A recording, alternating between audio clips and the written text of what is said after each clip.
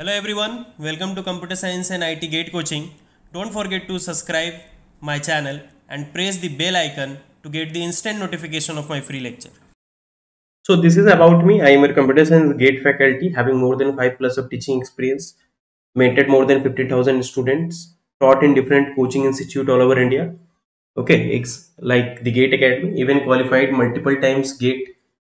And even I have given the coaching in many government colleges as well as in many private colleges. Like in SRM Chennai, I have given coaching. CAT Bhubaneswar, I have given. BC Bhagalpur, Jorhat College of Engineering, Guwahati University, Dibrugarh University, Government College of Engineering and Technology, Jammu, Ramgarh Engineering College. Okay, these are the colleges where I have went and I have given the coaching. अब हम शुरू पढ़ेंगे matrix multiplication.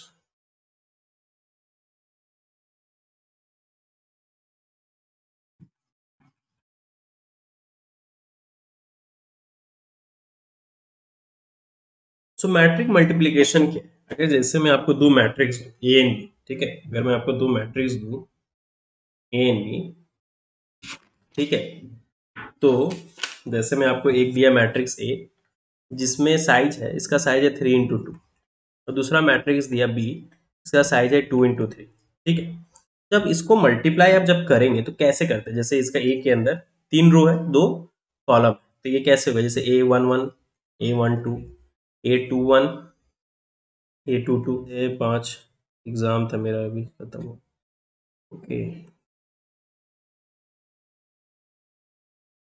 कोई नहीं. तो देखिए, अगर आपके पास दो मैट्रिक्स है, जैसे एक मैट्रिक्स ए है, एक मैट्रिक्स बी है, इसका साइज क्या होगा? 3 रो होगा, 2 कॉलम होगा. 3 रो 2 कॉलम. इसमें क्या है? 2 रो 3 कॉलम.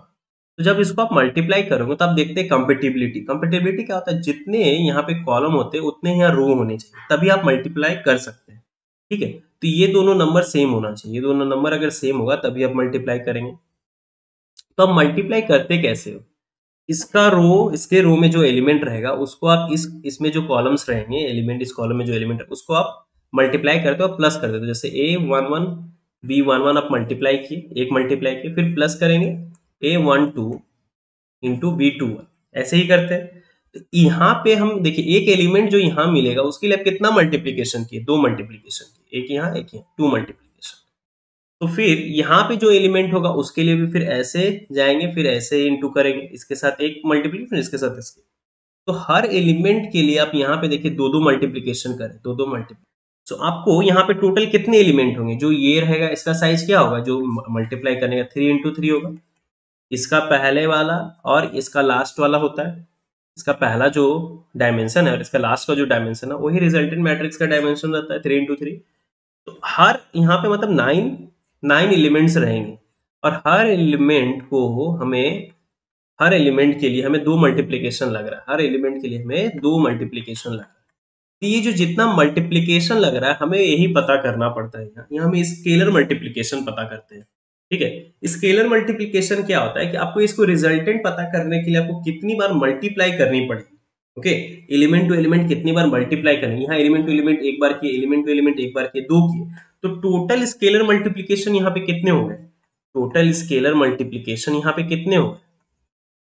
टोटल स्केलर मल्टीप्लीकेशन यहाँ पे कितने हो गए? 9 into 2, 9 into 2 दैट इज 18. 18 हो गए. देखिए, देखिए समझ में आया कि नहीं? पहले बताइए, किसी को डाउट है तो बताइए. फिर मैं लिखाऊंगा, पहले मैं समझा दे रहा हूँ. ये हुआ हमारा मैट्रिक्स मल्टीप्लीकेशन, ठीक है. तो यहाँ पे हम क्या कर रहे हैं? यहाँ पे हम क्या कर रहे हैं? Here to get. So explanation क्या है यहाँ हमारा? यहाँ हमारा एक्सप्लेनेशन क्या है?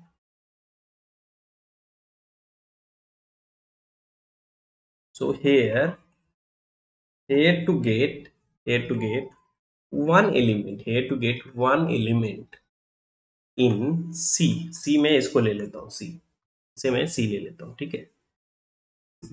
C matrix, here to get one element in C. तो ये हो गया आपका मल्टीप्लाई के C, 3 into 3 इसका हो. तो here to get one element in C we need two multiplication. हमें 2 मल्टीप्लीकेशन की required. We need 2 multiplication. We need 2 multiplication. We need 2 multiplication. because all the element all the element because all the element of one row in A should should be multiply with with corresponding corresponding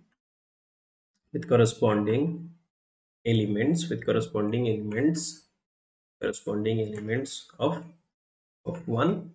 column one column in B. So number of column in A as well as number of row in B are both equal to 2, दोनों equal है 2। therefore in order to get, लिख लिए होंगे तो बोलिएगा, ठीक है ना। नेक्स्ट स्लाइड पे चले जाएंगे।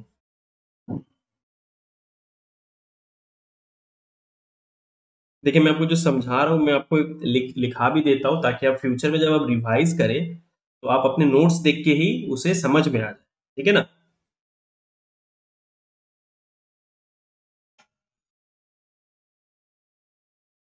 चलिए तो लिख लिए होंगे मुझे लग रहा है आप लोग, ठीक है। सो देयरफॉर कोई लिखे नहीं होंगे तो बोल दीजिएगा, वेट करने डब्लू कर दीजिएगा। Therefore in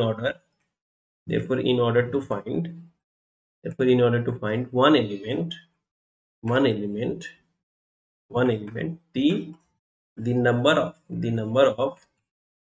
the number of multiplication we are performing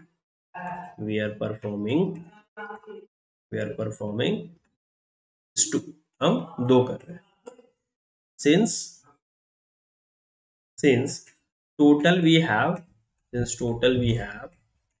3 into 3, that is equal to 9 elements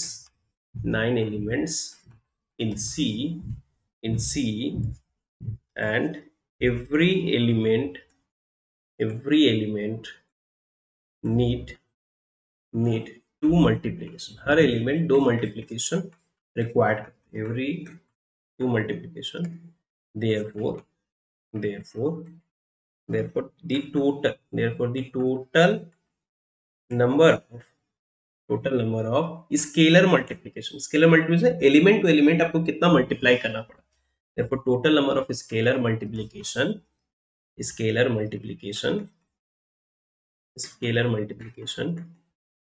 to find the product, to find A into B is 3 into 3 3 element into 2 is going to your 18। देखिए 3 element 3 into 3 जो size था और जो रो था, जितना रो है B का और जितना कॉलम है, देखिए जितना रो है, देखिए 3 into 3 जितने एलिमेंट हो गए और 2 क्या हो गया हमारा जो कॉमन पार्ट है, जो ए का क्या हो गया, ए का क्या था 3 into 2, बी का क्या था 2 into 3। इसका जितना कॉलम है इसका जितना रो है उसके साथ आपने इंटू किए, देखिए ठीक है। अब देखिए इन जनरल, अब जनरल में आपको कोई भी एक, ये मैं छोटा से आपको बताया, आपको जनरल अब क्या है, अब आपको जनरल में कुछ भी मैं अगर दूं तो आपको कैसे बताना पड़ेगा कि कितने स्केलर मल्टीप्लिकेशन थे, ठीक है। आपको मैं जनरल अब आपको देता हूं।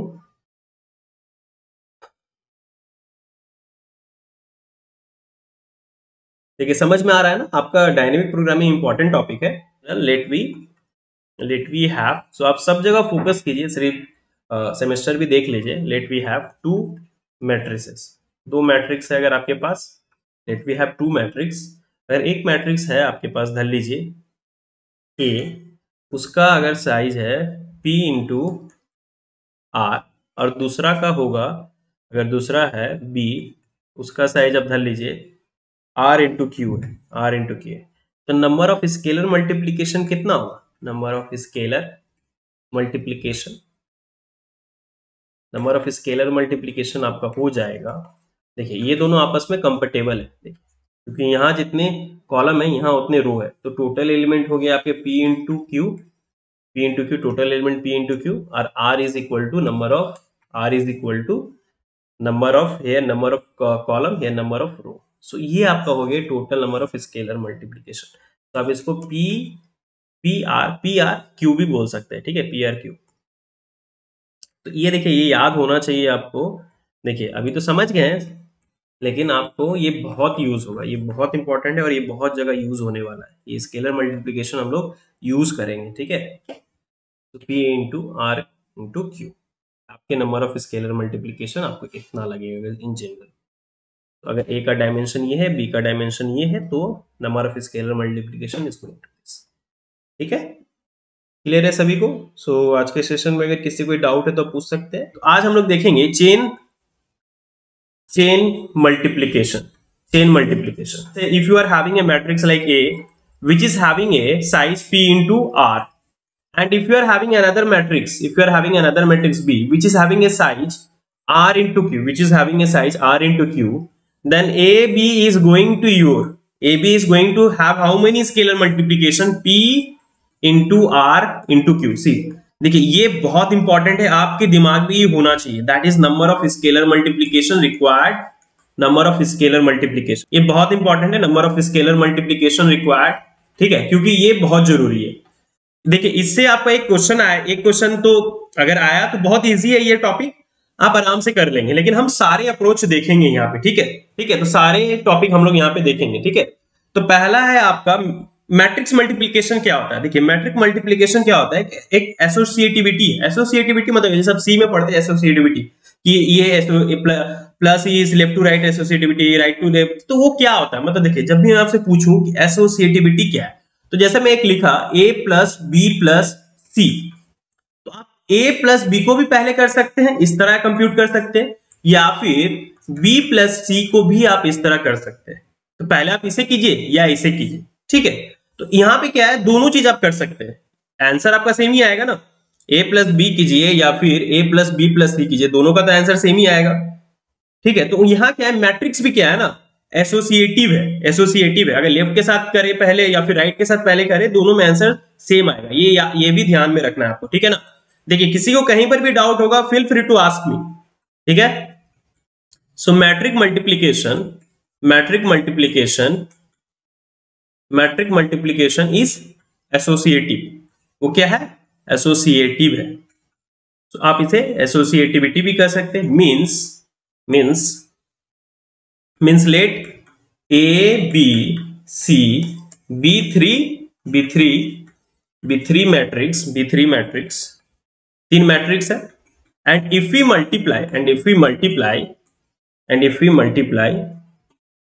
Multiply A into B into C is going to equal to A into B into C। इसको कहते हैं पैरेंथेसाइजिंग। हम लोग क्या कर रहे हैं, हम लोग ब्रैकेट दे रहे हैं। सो if you multiply A into B first, then if you multiply the result with C, both is equivalent to A into B into C, A into B into C, okay। So if you are multiplying like A into B into C, it is equivalent to A into B into C। देखिए समझ में आया कि नहीं, result will be same. तो आप इस तरह मल्टीप्लाई कीजिए या उस तरह कीजिए, हाँ। सो पैरेंथेसाइजेशन, सो आपको यहाँ पे ब्रैकेट किस तरह देना है, how you are going to parenthesize so that number of scalar multiplication get reduced, okay। so यहाँ हमारा मेन काम क्या है कि if you are having a 3 matrix or 4 matrix, if you are having a chain of matrices, अगर मैं आपको chain of matrices दे दूं तो आप पैरेंथेसाइज कैसे करेंगे जिससे स्केलर मल्टीप्लिकेशन कम आपको लगे। जैसे मैं आपको एक मैट्रिक्स दे रहा हूं, ए का साइज है 2 into 1, बी का साइज है 1 into 2 एंड सी का साइज है 2 into 4, ठीक है। तो आप इसको इस तरह करके भी पैरेंथेसाइज कर सकते हैं, एक पैरेंथेसाइज इस तरह होगा और दूसरा क्या होगा, second parenthesize can be like this way also you can do। So when you will do like this, how many scalar multiplication you will require, 2 into 2। so see this you are going to get a matrix D whose size will be 2 into 2। ये जो number यहां रहता है और ये जो number यहां रहता है वो इसका डायमेंशन रहता है रिजल्टेंट का। तो यहां पे स्केलर मल्टीप्लिकेशन कितना रिक्वायर्ड हुआ है, 2 into 1 into 2, that is 2। then you are going to multiply with this, so plus, so you are going to get how many, that is 2 into 2 into 4, 2 into 2 into 4 is your 8, 2 4 okay 2 into 2 is your 4, 4 into 4 is your 16, 16 होगा 16। सो यहां हो गया आपको, इसके लिए आपको multiplication लगेंगे 16। So total multiplication, that is total scalar multiplication you required here is 18। Total scalar multiplication required here is 18। Now if you will multiply like this, now how many scalar multiplication you will require? So here the result will be 1 into 4, and for this you will require 1 into 2 into 4, that is 8, and here a will be 2 into 1, so plus 2 into 1 into 4, that is your 8. So here you will require 16. Here you will require scalar multiplication 16. So if you parenthesize these three chain of matrices like this, then you are going to reduce the number of scalar multiplication. मतलब आप bracket किस तरह लगाए जिससे number of scalar multiplication कम हो जाए, क्योंकि every multiplication is going to incur some cost. पहले आप अगर इस तरह पैरेंथेसाइज करेंगे, ठीक है, पहले इन दोनों को आपको तीन मैट्रिक्स दिया हुआ है, एक मैट्रिक्स का साइज a into 2 into 1, दूसरा मैट्रिक्स का साइज है 1 into 2, तीसरा का साइज है 2 into 4। तो अगर आप इस दोनों को पहले इंटू करेंगे तो क्या आएगा इसका number scalar multiplication? 2 into 1 into 2 क्या हो गया? 2 हो गया। फिर इसका डायमेंशन क्या होगा? 2 into 2। फिर ये है आपका दूसरा मैट्रिक्स C जिसका साइज है 2 into 4। अब इसको जब आप मल्टीप्लाई करेंगे तो कितना आएगा? 2 into 2 into 4। इसका देखिए P into R into Q मैंने बताया था ना, number of scalar multiplication, so that is going to 2 into 2 into 4। So 2 to the 4, 4 into 4 is going to 8, sorry 4 into 4 is going to 16। ये 4 हो गया, 4 into 4 16 हो गया, तो 2 into 16 is going to 18। So number of scalar multiplication you will require for this is going to 18। तो इसके लिए number of scalar multiplication कितना रिक्वायर्ड होगा? 18। ठीक है, 1 मिनट। 2 into 1, 1 into 2, इसका साइज 2 into 2 हो गया, तो 2 into 2 4। अच्छा सॉरी ये तो 4 था, अच्छा ये 4 था, सॉरी हाँ ये 4 था। Thank you everyone. 2 into 2 4 हो गया, वेरी गुड। सो 4 हो गया, ये 20 हो गया, हाँ करेक्ट 20। तो वो मैंने गलत लिख दिया वहां पे, थैंक यू। हाँ इसका 4 था, फिर इसका 16 हो गया, तो ये 20 हो गया, वेरी गुड, थैंक यू। हाँ चलिए, सो ये सही है, ठीक है। तो ये आपको इस तरह आपको रिड्यूस करना है, तो यहाँ पे आपके स्केलर मल्टीप्लिकेशन रिड्यूस हो गया अगर आप इस तरह करके मल्टीप्लाई कर रहे हैं तो। ओके, क्लियर है ना? देखिए किसी को डाउट है तो बोलिए, किसी को अब डाउट है तो बोलिए। तो मेन हमारा वर्क यहाँ पे यही है कि if they will give you a chain of matrices, you have to parenthesize in such a way that your number of scalar multiplication get reduced, number of scalar multiplication आपका reduce हो जाए। देखिए किसी को कोई डाउट है तो पूछ लीजिए, minimum multiplication is 16, so you will go for this। यहाँ पे हमारा ये काम नहीं है कि हम मैट्रिक्स का रिजल्ट क्या होगा, हमारा ये काम है that we should design a parenthesization in such a way that number of scalar multiplication कम हो। हमारा सिर्फ काम क्या कि डायमेंशन देख के हमें बताना कि अगर मैं इस तरह करके मल्टीप्लाई करूंगा तो नंबर ऑफ स्केलर मल्टीप्लिकेशन कम हो जाएगा। देखिए पहले ध्यान दीजिएगा, यहाँ पे अगर आपके पास 3 मैट्रिक्स दिया है, आपको बोला गया है कि आप इसका रिजल्ट बताइए, इन तीनों मैट्रिक्स को अगर मल्टीप्लाई करेंगे तो इसका रिजल्ट क्या होगा। ये क्वेश्चन में पहला बात तो नहीं है, पहले ये दिमाग में नहीं रखना है कि 3 मैट्रिक्स दिया, इसका रिजल्ट क्या होगा। रिजल्ट नहीं बताना है कि मैट्रिक्स का एलिमेंट क्या होगा। हमारा काम क्या है यहाँ पे, अगर मैं आपको 3 मैट्रिक्स दूं तो आपको इस तरह उसको मल्टीप्लाई करना है, इस तरह उसको पैरेंथेसाइज करना है कि नंबर ऑफ स्केलर मल्टीप्लिकेशन, जितना आपको मल्टीप्लिकेशन एक्चुअली रिक्वायर्ड होगा वो कम हो जाए। So our work here is to reduce the number of scalar multiplication.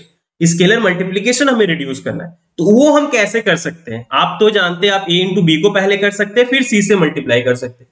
दूसरा आप क्या कर सकते हैं, पहले b इंटू सी को मल्टीप्लाई करके फिर जो रिजल्टेड आएगा फिर उसको a से मल्टीप्लाई करेंगे।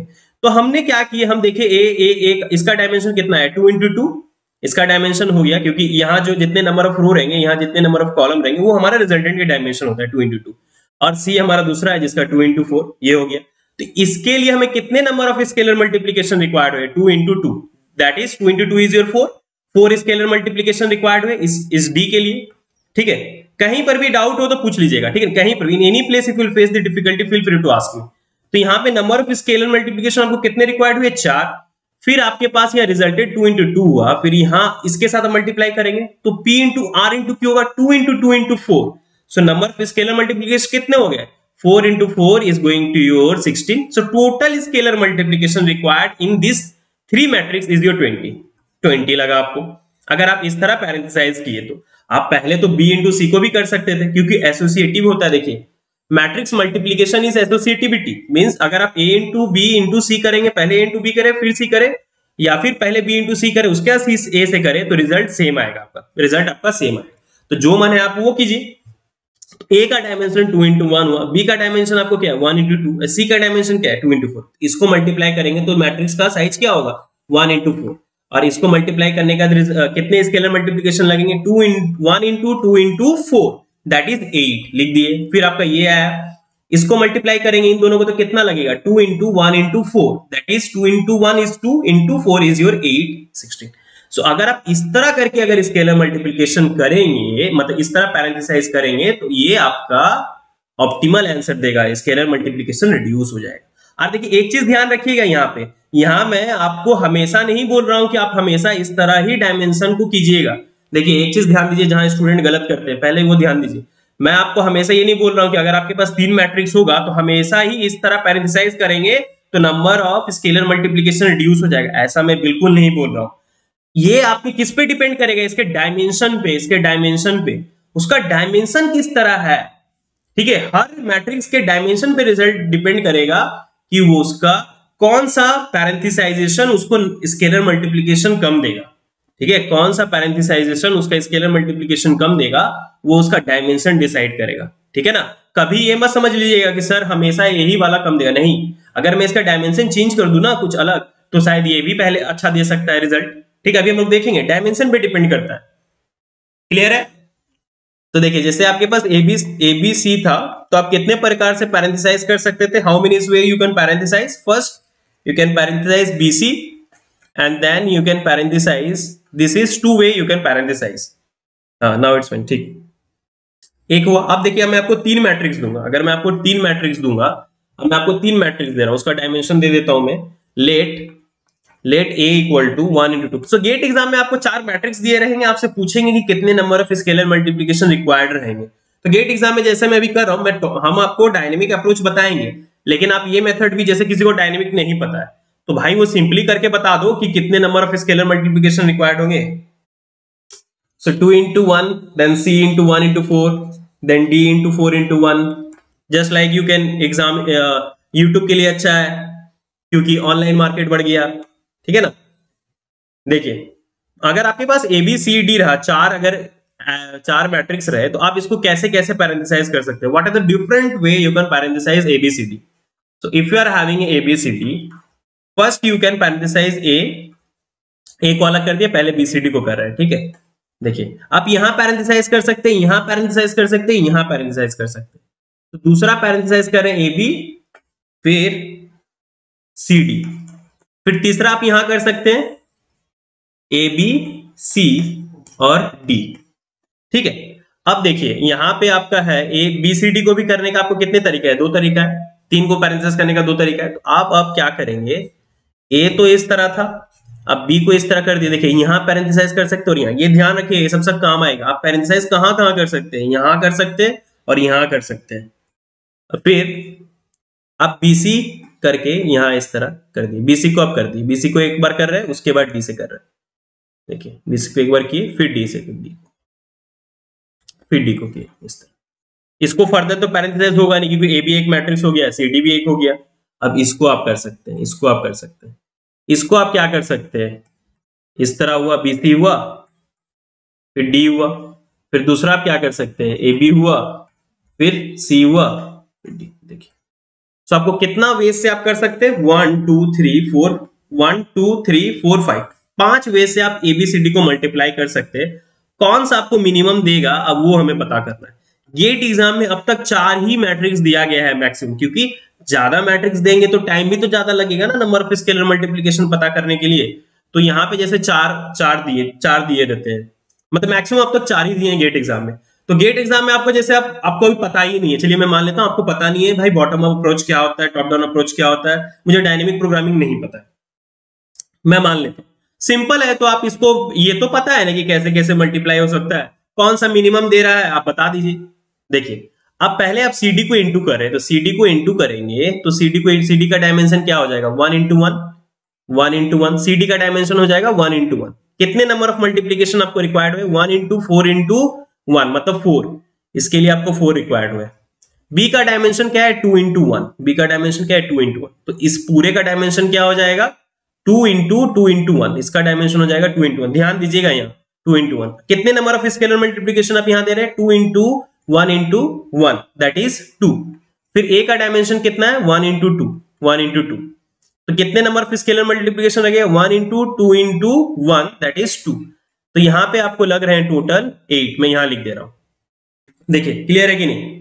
ठीक, अब मैं इसका करूंगा, अब मैं पहले बीसी का करूंगा। ठीक है, पहले बीसी, बी का 2 इंटू 1 था, सी का 1 इंटू 4 है। देखिए कंपेटेबल है, मैं ऐसे ही मैट्रिक्स लूंगा जो आपस में कंपेटेबल है।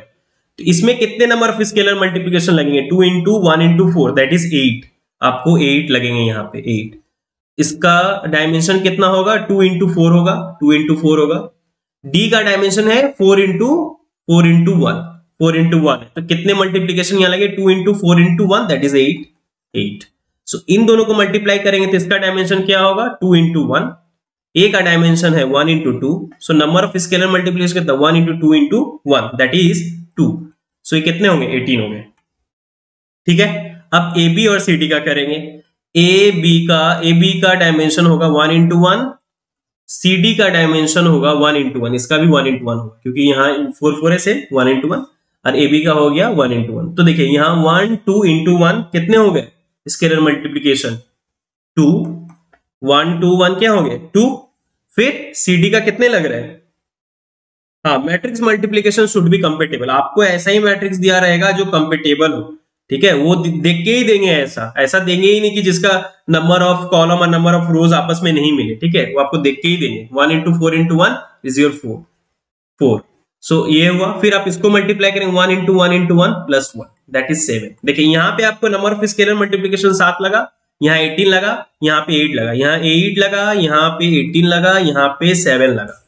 फिर हमको बीसी का हम किए थे, बीसी का हमें कितना लगा था 8 लगा था, डायमेंशन क्या था 2 इंटू 4। अब देखिए ए का डायमेंशन क्या है हमारा 1 into 2, so 1 into 2 into 4 is going to 8 plus 8 हो गया, और इसका डायमेंशन कितना हो गया 1 इंटू 4, और डी का डायमेंशन क्या है 4 इंटू 1, सो इसका हो गया 1 into 4 into 1 that is 4। So 1 into 4 into 1 4, हाँ 16, ये 20 हो गया, ये 20 होगा। सही समझे, very good.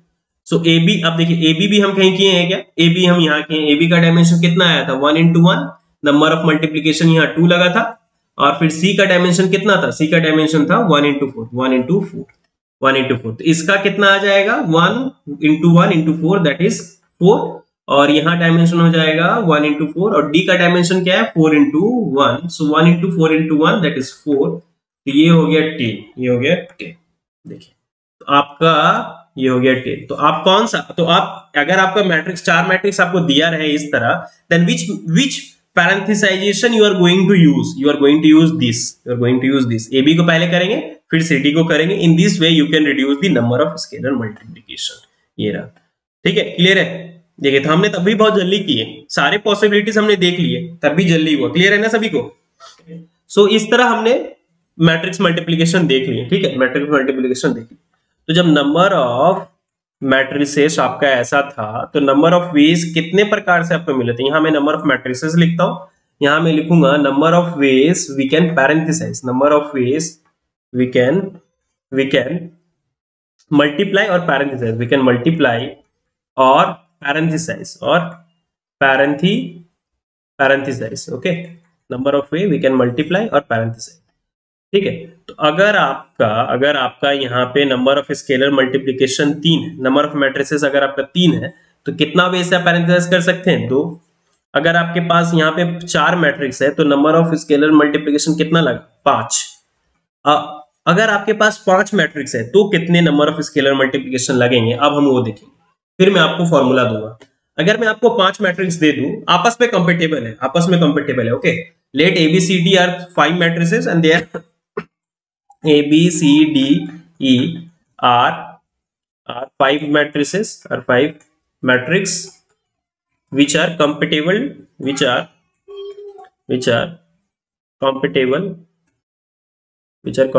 to each other, जो हमेशा ही compatible है एक दूसरे से, which are compatible to each other। अगर आपके पास ए बी सी डी है तो आप कहाँ कहाँ पैरेंथेसाइज कर सकते हैं? आप यहाँ कर सकते हैं, यहाँ कर सकते हैं, यहाँ कर सकते हैं और यहाँ कर सकते हैं। ठीक है, अगर नंबर ऑफ मैट्रिक्स अगर आपके पास 5 होगा तो n-1 आप पैरेंथेसाइज कर सकते हैं, यहाँ पे, यहाँ पे, यहाँ पे, यहाँ पे। ठीक है, ये दिमाग में रहना चाहिए। यहाँ किसी को डाउट है तो बोलिएगा। If you are having 5 matrices, the number of point you can parenthesize is your n-1। Okay, आप क्या किए, ए को यहाँ रख दिए इस तरह, फिर बीसीडी को पैरेंथेसाइज कर दिए, एक हो गया इस तरह बीसीडी ई। ठीक है, फिर आप ए बी को किए इस तरह, फिर आप पैरेंथेसाइज कर दिए सीडीई को, सीडीई को कर दिए। ठीक है, फिर आप क्या किए, एबीसी को किए यहाँ, फिर आपको एबीसीडी हो गया। ठीक है, फिर दूसरा क्या है, ए बी सी डी हो गया, फिर आपको ई मिल गया। सो आप यहां कर दिए, एक हो गया, यहां हो गया ये वाला, एक हो गया यहां और एक हो गया यहां। तो जब इसको आप 4 वेज को कितने वे से आप कर सकते थे, 5, तो इसमें आपको टोटल 5 मिल जाएगा। देखिए, इन चारों को फिर आप 5 वे से कर सकते हैं, यहाँ 3 को 2 वे से कर सकते हैं, 3 को 2 वेज हो गया। इसका तो ए बी का तो एक ही रहेगा, इसका भी दो हो गया, इसका 4 का कितना था, 5, तो कितना हो गया, 10, 12, 14। So total number of veg कितने हो गए, 14 वेज। देखिए क्लियर है कि नहीं बताइए, क्लियर है कि नहीं बताइए।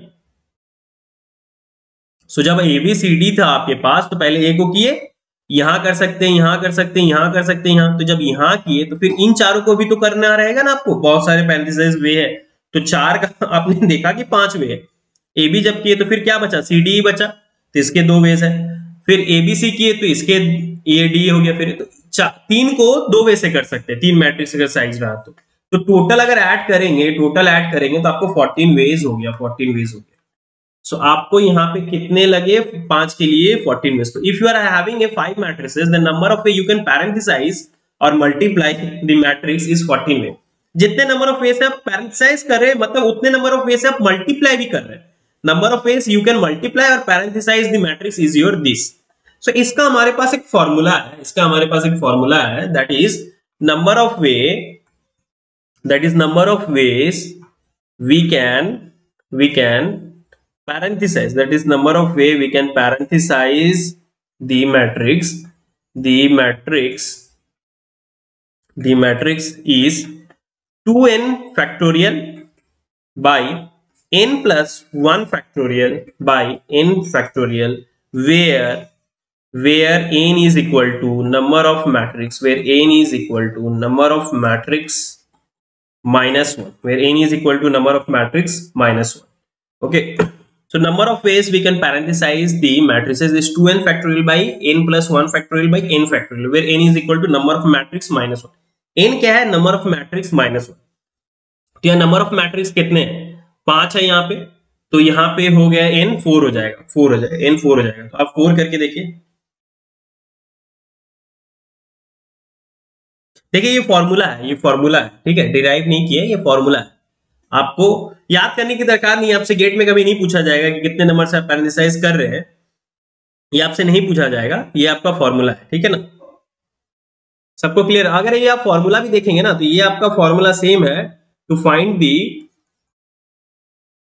दी number of binary search tree, ये फॉर्मूला सेम है बाइनरी सर्च ट्री पता करने के लिए ना, बाइनरी सर्च ट्री, ठीक है।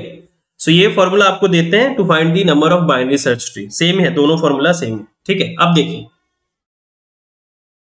अब आपने तो ये देख लिए इतने नंबर ऑफ वेज और ये रहेंगे। आप डायनेमिक प्रोग्रामिंग कब अप्लाई कर सकते हैं, आप 3 वेज से डायनेमिक प्रोग्रामिंग अप्लाई कर सकते हैं। अगर आपके पास ऑप्टिमल सबस्ट्रक्चर हो, ऑप्टिकल सबस्ट्रक्चर क्या होता है, डिवाइडिंग द प्रॉब्लम इनटू सब प्रॉब्लम। अगर आप कोई बड़ा प्रॉब्लम है उसको छोटे प्रॉब्लम में आप डिवाइड कर रहे हो, तो इसका मतलब क्या है, उसके पास ऑप्टिमल सबस्ट्रक्चर है। फिर उसके बाद क्या है, अगर उसके साथ साथ आपको 3 चीज होना चाहिए, एक वो ऑप्टिमल सबस्ट्रक्चर, दूसरा होता है रिकर्सिव इक्वेशन या रिकर्सिव सॉल्यूशन, या आपको रिकर्सिव इक्वेशन मिले या रिकर्सिव सॉल्यूशन मिले, तीसरा होता है आपको चाहिए ओवरलैपिंग सब प्रॉब्लम। कैटलॉन नंबर है क्या सर ये, ठीक है। सो कब आप डायनेमिक प्रोग्रामिंग अप्लाई कर सकते हैं, हाँ, तो ये 3 चीज आपको चाहिए, अगर किसी प्रॉब्लम में ये तीन चीज है तो आप डायनेमिक प्रोग्रामिंग अप्लाई कर सकते हैं। अब हम एक एक करके चीजें देखेंगे, क्या इसमें ये है कि या इसमें है कि नहीं। So whenever we have to apply dynamic programming we should make sure that whenever we are having whenever we have to apply जब भी हमें डायनेमिक प्रोग्रामिंग अप्लाई करनी रहती है, whenever we have to apply dynamic programming we should make sure that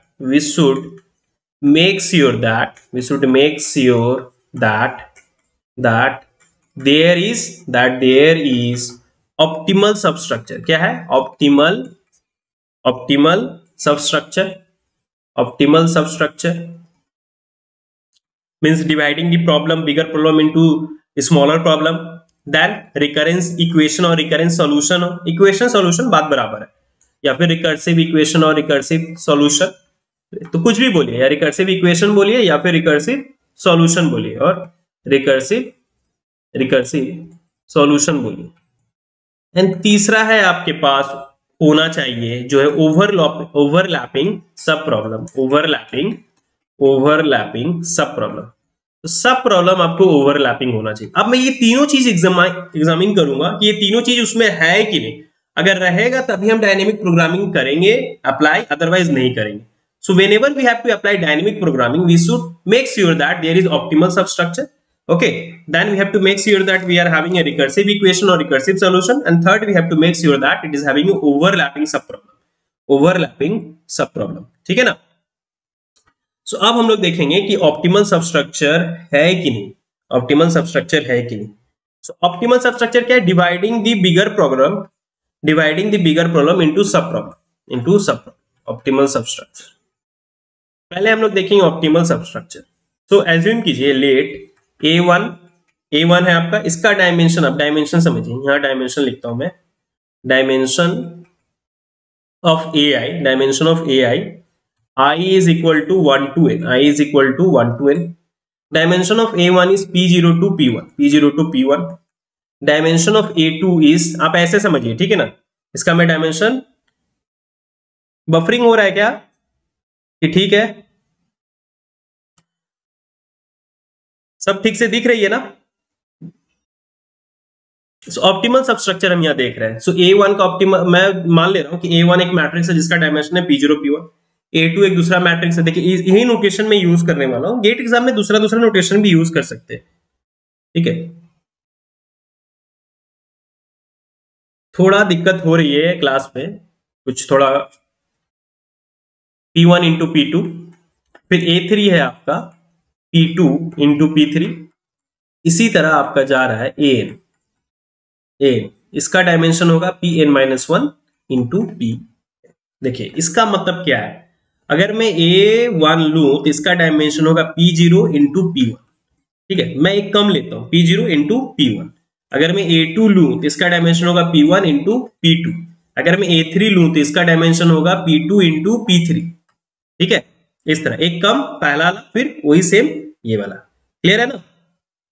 ये हमारा dimension, ठीक है।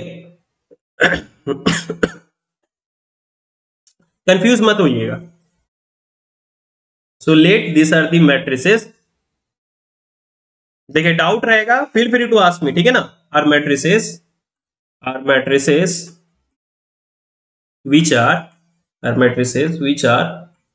which are compatible to each other, जो आपस में एक दूसरे से कंपेटेबल है, which are compatible to each other। तो ये सब सारे आपके मैट्रिसेस हैं जो कंपेटेबल है each other, ठीक है ना? क्लियर है?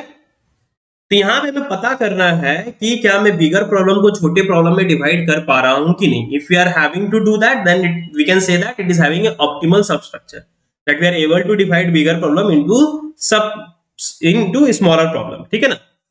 सो अगर आपके पास मैं मैट्रिक्स दे दूं मल्टीप्लाई करने के लिए AI, फिर AI+1, फिर AI+2, इस तरह जाते जाते AJ पे जा रहा है आपको, तो आप क्या कर सकते हो, कहीं एक पे पैरेंथेसाइज कर सकते हो, कहीं पे मैं मान लेता हूं उसको K मान लेता हूं, AI+1 ऐसे K तक गया, एक पैरेंथेसाइज हुआ, फिर दूसरा पैरेंथेसिस होगा ए के प्लस 1, फिर ए के प्लस 2, इस तरह जाते जाते ए जे के पास जाए। तो के का वैल्यू क्या हो सकता है? के का वैल्यू आई हो सकता है, आई प्लस 1 हो सकता है, आई प्लस 2 हो सकता है टिल जे माइनस 1। तो के क्या होगा? Greater than equal to K, sorry, K is going to greater than equal to I, smaller than equal to J minus 1। तो यहां ऐसे ही समझना है। तो आप यहां देखिए, यहां आप बिगर प्रॉब्लम को छोटे प्रॉब्लम में डिवाइड कर दिए। इसका डायमेंशन आपका क्या होगा? इसका डायमेंशन होगा P0 इंटू पीके, P0 इंटू पीके। देखिए पीके भी आ गया हम लोग के साथ, ठीक है ना। सो ये इसका डायमेंशन क्या होगा? इस मैट्रिक्स का डायमेंशन होगा पीके, इसका कम, और इंटू पीजे। टोटल का डायमेंशन क्या होगा? टोटल मैट्रिक्स का P0 इंटू पीजे। देखिए क्योंकि ये और ये तो सेम ही है। देखिए क्लियर है कि नहीं? देखिए डायमेंशन क्लियर है कि नहीं? सो इसको मैं i माइनस 1 कर देता हूं, इसको मैं i माइनस 1 कर देता हूं, P0 नहीं करके इसको मैं i माइनस 1 कर देता हूं, ताकि, क्योंकि वो माइनस ही रहता है, ताकि आपको कंफ्यूजन ना हो। इसको मैं i माइनस 1 कर देता हूं। i से एक कम होगा, Pi माइनस 1 इंटू पी के। सो ये हो गया Pi माइनस 1 इंटू। क्लियर है? तो आपको यहाँ पे ऑप्टिमल सबस्ट्रक्चर मिल गया। आप बड़े प्रॉब्लम को छोटे प्रॉब्लम में डिवाइड। अब आपको देखना है क्या इसमें रिकर्सिव इक्वेशन है कि नहीं, रिकर्सिव इक्वेशन है कि नहीं। अब आप रिकर्सिव इक्वेशन देखेंगे। सो रिकर्सिव इक्वेशन अब आप देखने चल गए। रिकर्सिव इक्वेशन, अब आपको डिवाइड करना है बड़े प्रॉब्लम को, मतलब रिकर्सिव इक्वेशन देखना है, ठीक है ना। मतलब इसको सॉल्व किए तो फिर उसको सॉल्व करने के लिए उसको कॉल करना पड़ेगा, फिर इसको कॉल कर रहे तो उसको कॉल करना पड़ रहा है, रिकर्सिव फंक्शन की तरह। रिकर्सिव इक्वेशन क्या है? जैसे रिकर्सिव फंक्शन की तरह, रिकर्सिवली आप कॉल कर रहे हैं, तो देखिए यहाँ रिकर्सिव कैसे होगा। तो यहां मैं मान लेता हूं late M I J, optimal substructure आपने देख लिया। देखिए कहीं पे भी डाउट हो तो feel free to ask me, किसी को कहीं डाउट है तो पूछ लीजिएगा। So let M I J is the minimum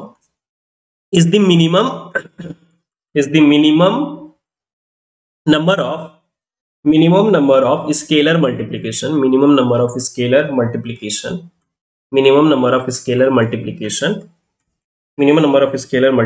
required in order to parenthesize matrix AI2 AJ, ठीक है। तो मैं मान लेता हूं एम आई जे क्या है? Minimum number of scalar multiplication है जो रिक्वायर्ड है, is the minimum number of scalar multiplication required in order to parenthesize matrix AI2 AJ। तो लेट एम आई जे क्या है? Minimum number of scalar multiplication. ये क्या है? Minimum number of scalar multiplication required in order to parenthesize matrix AI2 AJ, ठीक है। अब हम रिकर्सिव इक्वेशन देखते हैं। देखिए जैसे अगर मैं आपको एक मल्टीप्लाई करने दूं रिकर्सिव इक्वेशन, ये एम आई जे क्या है?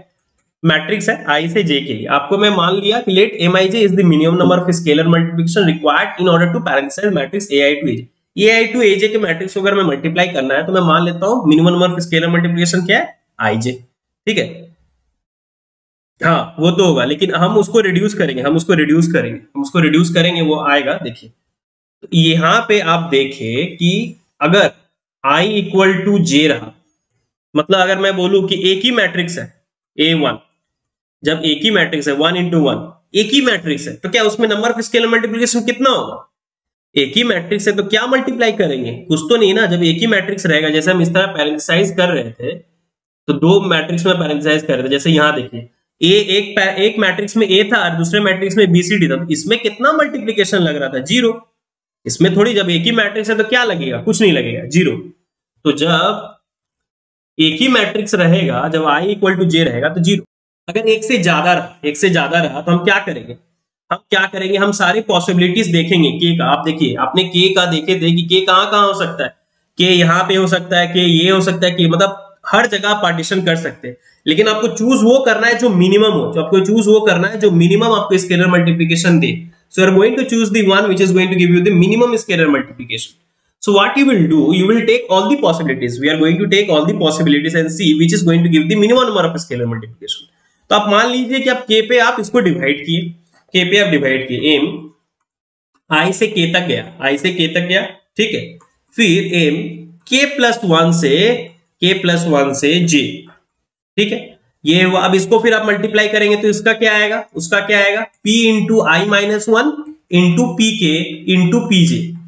ये तो k आप एक लिए, तो k कहां से वैरी करेगा, i से greater smaller than equal to j-1, और इन सारे का आपको क्या है, मिनिमम लेना पड़ेगा, जो मिनिमम है।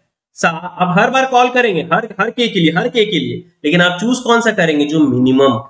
देखिए क्लियर है कि नहीं, बताइए क्लियर है कि नहीं, क्योंकि आपको मिनिमम लेना है, तो मिनिमम मल्टीप्लीकेशन तो आपका यही हो जाएगा ना, pi-1 इंटू पी के इंटू pj।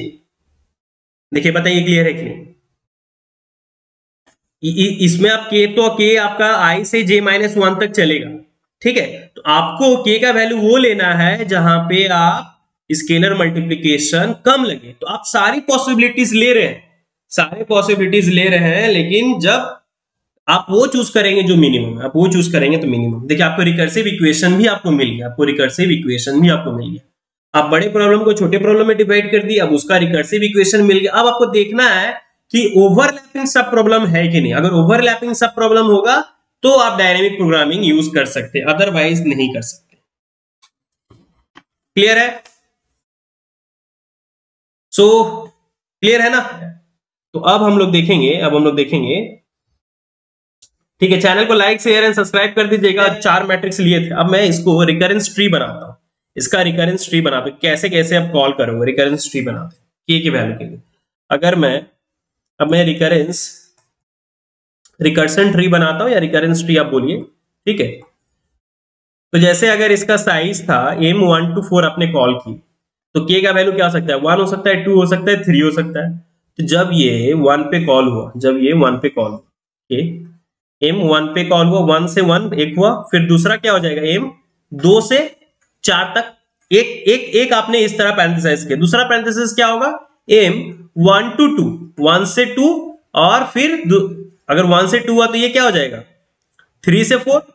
और चौथा आप क्या करेंगे, m को किए आप 1 to 3 आप ऐसे लिखिए, इस तरह लिखिए, बात बराबर है। अब ये कहां से चला गया था, 4 to 4। देखिए क्लियर है कि नहीं। आपके पास जब एक मैट्रिक्स है, उसमें 4 मैट्रिसेस है 1 to 4, तो आप कितने प्रकार से कर सकते हैं, पहले 1 मान को अलग किए, 2 से 4 एक किए, फिर 1 2 को एक साथ किए, फिर 3 से 4 एक किए, ठीक है, फिर 1 3 को किए, फिर 4 से, जैसे यहाँ पे जैसे हम किए थे, देखिए यहाँ पे जैसे हमने किए थे, यहाँ पे देखिए 4 था ना, यहाँ 4 था, तो पहले एक को किए 1 to 1, फिर 2 to 4, 1 to 2, 3 to 4, 1 to 3, फिर 4 to 4, ये हो गया ना, ठीक है।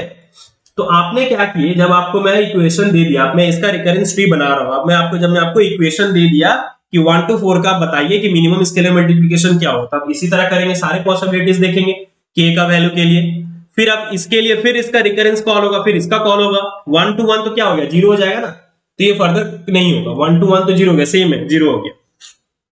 2 to 4 में कितने बार हो गए, मतलब a2 है, a3 है और a4 है, तो यहां पर भी आप पैरेंथेसिस कर सकते हैं, और यहां मतलब 2 जगह, एक क्या होगा एक होगा m2 to 2 से 2, अगर जब 2 से 2 होगा तो ये कहां जाएगा, 3 से 4, और दूसरा क्या हो सकता है, दूसरा क्या होगा,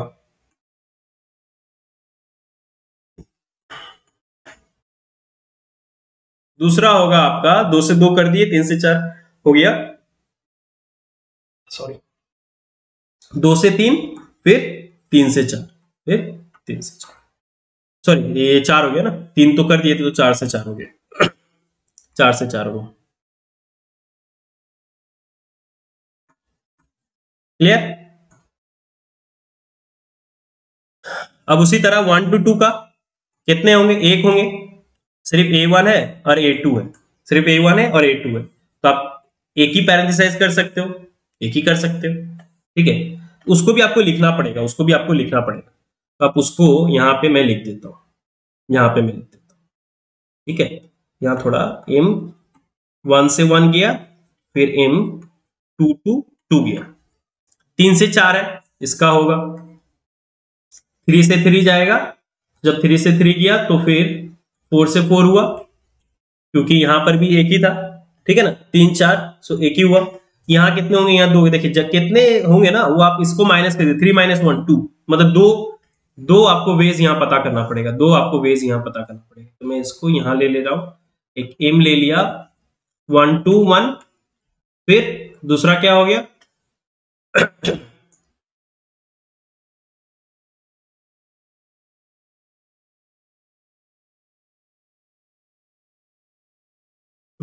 इस तरह गया 1 2 1, फिर इसका क्या हो गया 1 था, फिर इसका 2 2 3 हो गया, फिर यहाँ क्या हो गया एम 1 2 1 था, अब क्या होगा, अब क्या होगा, एक 1 में की एक 1 2 2 रहा, तो फिर मैं इसको यहाँ ले ले रहा हूँ एम, देखिए 2 था फिर 3,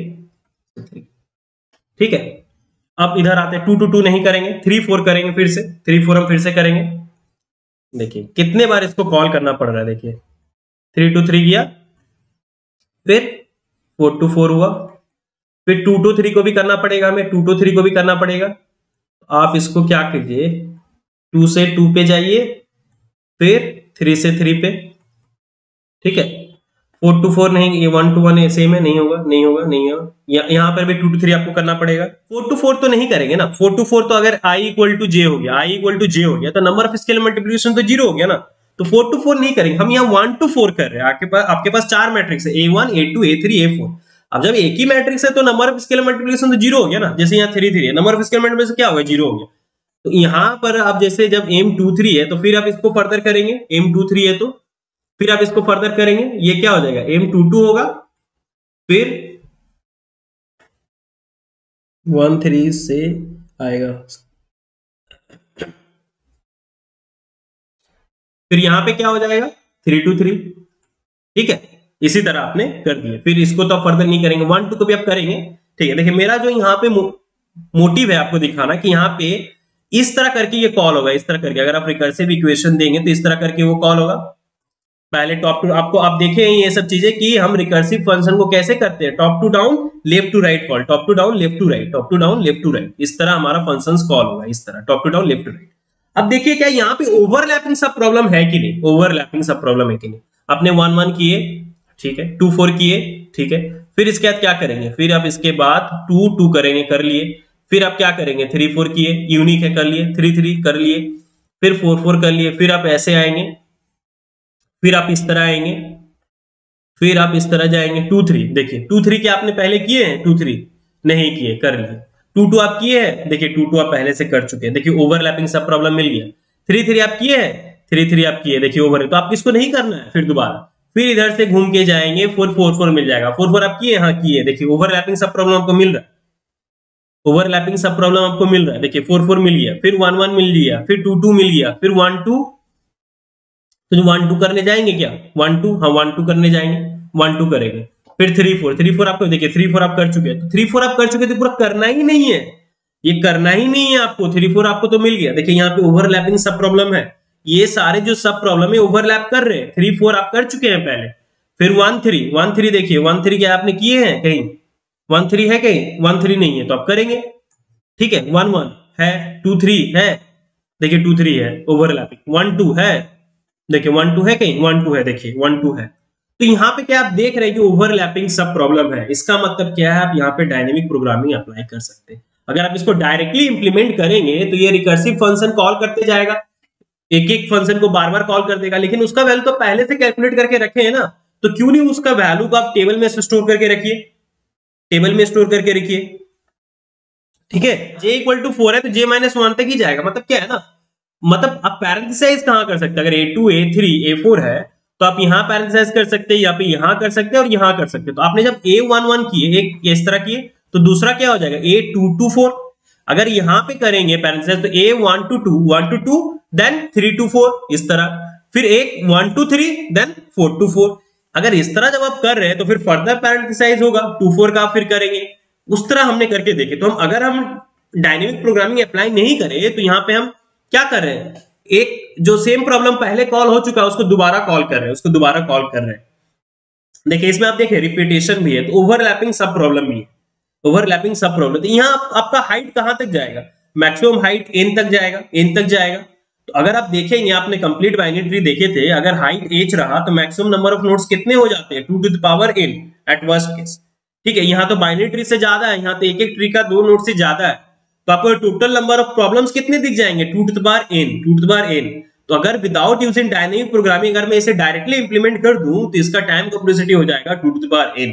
तो इसलिए हम इसको डायनेमिक प्रोग्रामिंग से अप्लाई करते हैं और फिर रिड्यूस करते हैं टाइम कॉम्प्लेक्सिटी। ठीक है, क्लियर है सभी को?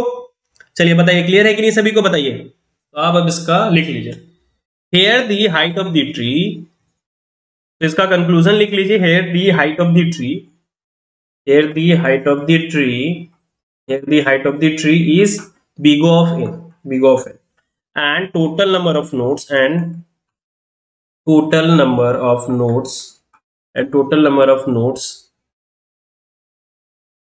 and total number of nodes,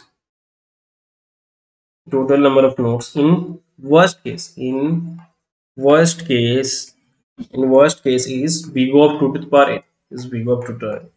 So if we use, so if we use, so if we use dynamic programming, so if we use dynamic programming, so if we use dynamic programming,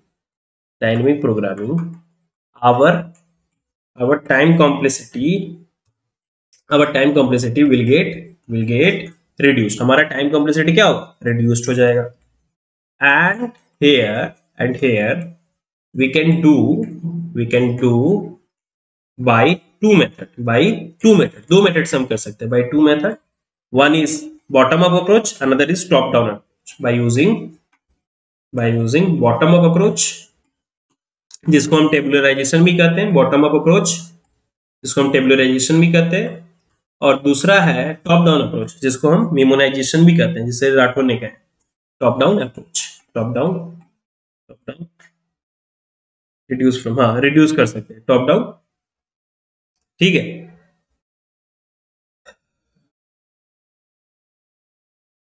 चलिए लिख लिए होंगे तो बोलिएगा, लिख लिए होंगे तो बोल दीजिए। ठीक है, तो हमने यहाँ पे आज देख लिए कि कैसे हमें, क्यों हम इसमें डायनेमिक प्रोग्रामिंग अप्लाई कर सकते हैं। ठीक है, क्लियर है ना सभी को?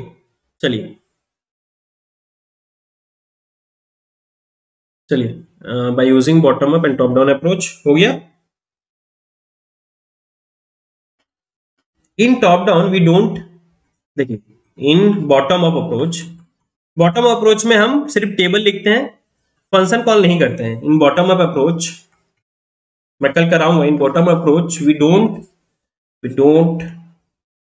Need recursive function call, we don't need recursive function call, we need table, हमें सिर्फ टेबल लगेगा, we need table.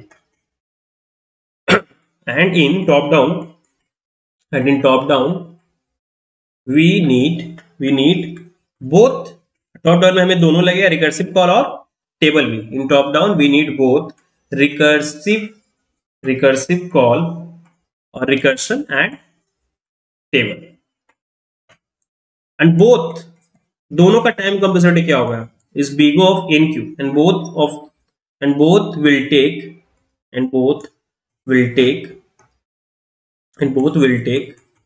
will take big of n cube as time complexity, as time complexity। and if we don't use dynamic programming, and if we don't use dynamic programming, then time complexity is going to your, and if we don't use dynamic programming, then time complexity is going to big of 2 to the power n, क्योंकि number of nodes हमारे 2 to the power n हो जाएंगे।